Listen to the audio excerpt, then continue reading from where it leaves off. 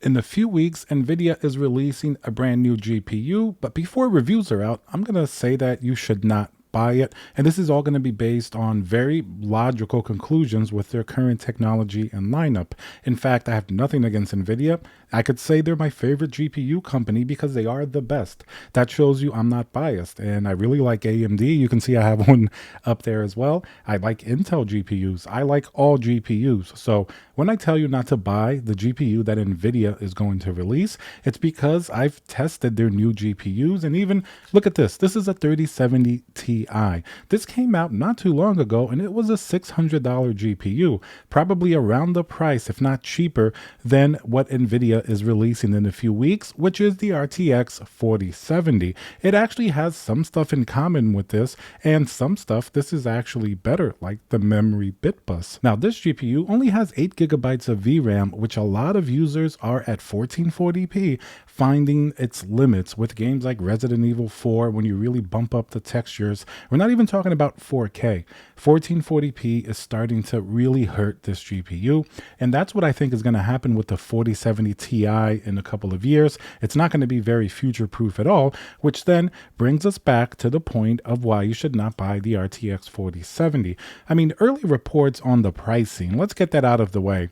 I know Moore's Law is dead said it was probably going to be $749. I mean, that's like probably the highest number that they threw out there. Most likely, I would say it's a good $699. Nvidia probably does want to price this pretty high. Let's take the 4070 Ti at $799, for example. It doesn't sell very well, but it does sell here and there. People definitely do buy it. So $699 would be reasonable because that keeps all their other GPUs like the 4060 Ti easier for them to eventually price it at like $499 or $599. Now, the big problem here is a 4070 at that price, it's not giving you too much new technology that you couldn't get in a high-end RTX 3000, except for one thing. That's where it's going to come down to if you buy into the hype of RTX 4000 or not. DLSS 3.0. Some people love it. I personally use it when I'm gaming. For example, I played through the entire Hogwarts game 100% and I used DLSS 3 the entire time, and it was a great experience across the board. So I do think there's merit in the technology, but Nvidia uses it to sell the GPU like it makes the entire GPU a package everybody wants. Not everybody's going to play a game that's optimized with DLSS 3.0. It's not every single game that has it. Most gamers want raw power and raw GPU performance, and that's where the 4070 Ti lacks when you compare it to like a 3090 Ti with the VRAM limitation that it has. Therefore, your view of the 4070 is going to depend if you really want to have DLSS 3. Let's say if the 3 or 4 games that you play all utilize DLSS 3, and then there's a pretty good chance you are going to get a nice performance uplift over something like this, like a 3070 Ti. And of course, it's going to use less power, as the 4070, much like the 4070 Ti, is fairly power efficient. That's something that is definitely a big plus here. The 4070 Ti and the 4070 have that going for it. They do put out a lot of power for their power efficiency. Even when we compare it to like the 3090 Ti at 450 watts, it's impressive some of the things that the 4070 Ti can do. Likewise, the 4070.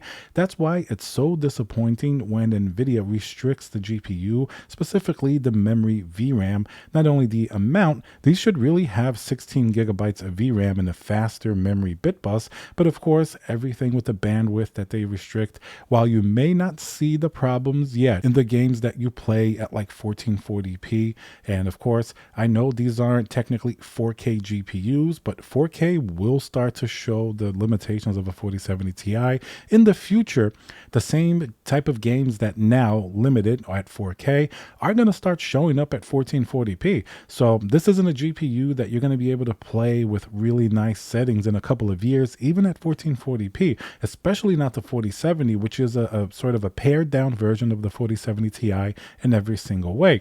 So you're paying sometimes times more, or at least similar pricing to last generation, and the performance uplift really isn't there. The memory bandwidth is really going to be bottlenecked. The only thing that it has going for it is going to be DLSS 3, and of course having better ray tracing as well, which kind of goes hand in hand with DLSS 3, because in my experience, you always want to turn that on when you have a game with ray tracing, even with like a 4090, because the performance penalty is still pretty high. So it's a little bit ironic that Nvidia pushes these very intense technologies like path and ray tracing. At the same time, they're very VRAM intensive type of things that you're going to select in your game, and their VRAM is limited, so it doesn't make too much sense. That's why they push DLSS 3 to give the GPUs sort of an artificial bump, if you will. But like I said, being somebody who has played single player games with DLSS 3, it definitely raises the frame rates and the game feels a lot smoother. So effectively, it does more or less the same thing as what maybe a more powerful GPU would be, while giving you some power savings and overall good performance. The latency issue isn't as big of a deal in single player games, and of course a powerful GPU that's all rasterized would be preferred, but then you're talking about probably a much more added expense, something like even more than a 4090 or something like that, if you don't want to utilize DLSS 3 in really sort of intense environments. But that's sort of what Nvidia is putting everything around, especially with the 4070. Remember, like my last video mentioned, Nvidia is not just a hardware graphics card company. They are a software company. They use software, accelerated computing, AI. That's really where they're pushing. So it makes complete sense that they're starting to really heavily sell software features of their GPUs like DLSS 3. Now, the public and gamers in general, they're still very much on the fence about DLSS 3 and ray tracing. When people do polls, it doesn't seem like everybody likes to utilize it, but Nvidia's pushing it pretty heavily. It's going to come up to a point where a game is going to be almost unplayable without DLSS 3 if you want to maximize the graphics. Take Cyberpunk, for example. It's been out a long time. You can argue if it's optimized or not, but if you don't have DLSS 3, even on the 4090, that GPU is still going to struggle on the max ray tracing settings. You turn on DLSS 3, completely different game. Everything plays much more smoothly, and it feels like it's taking advantage much more of the hardware.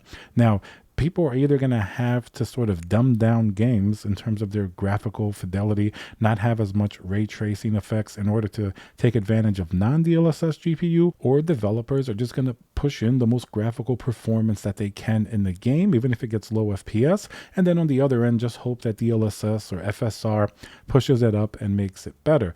AMD, of course, also has these type of super sampling technologies like FSR. FSR3 is going to come out, but they do it in a different way, and I don't think they push it nearly as hard as Nvidia. Like when a new GPU comes out, Nvidia leads with the DLSS numbers, like this is 3 times better than a 3090 Ti, for example, like they said with the 4070 Ti. AMD typically will lead with rasterized numbers and things like that, and then kind of show what the FSR number would be, which is what gamers are typically used to.